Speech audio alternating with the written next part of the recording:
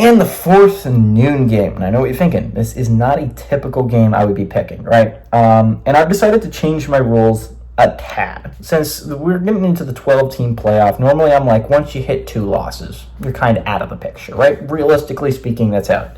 But I'm going to do this. Once you hit 2 losses in conference, because we're getting to the part of the season where there's about 6 or 7 teams competing for every conference really left, right?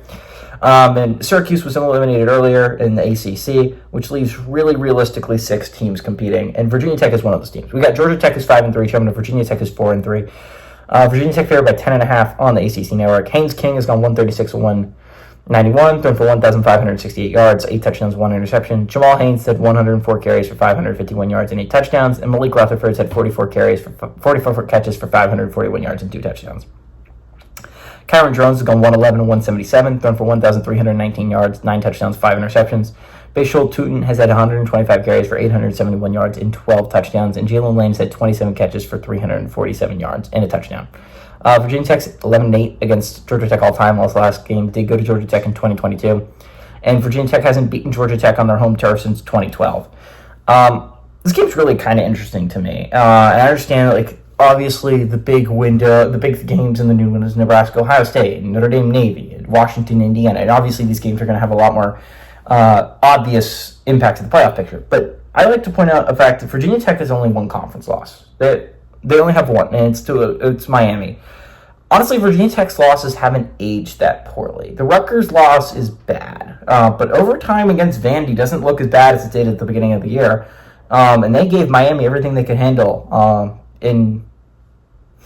at Miami. And I understand Virginia Tech does not control their own destiny, right? There's 4 undefeated teams in conference play, in Clemson and Pitt, right? And SMU and Miami. And Virginia Tech only plays one of those teams. You only have a chance to hand Clemson a loss. But I think Virginia Tech is playing a pretty high level right now. They're not playing bad football by any stretch of the imagination. They're playing some pretty solid football, and a lot of people haven't been paying attention since they started the season off not great. But they've looked really solid in ACC play so far. They've been playing some of their better football under Brett Pry. Chance to move to 5-3 here, 1 game away from bowl eligibility, but I think Virginia Tech fans have their sights set a little bit higher than that. You're going to need some help, right?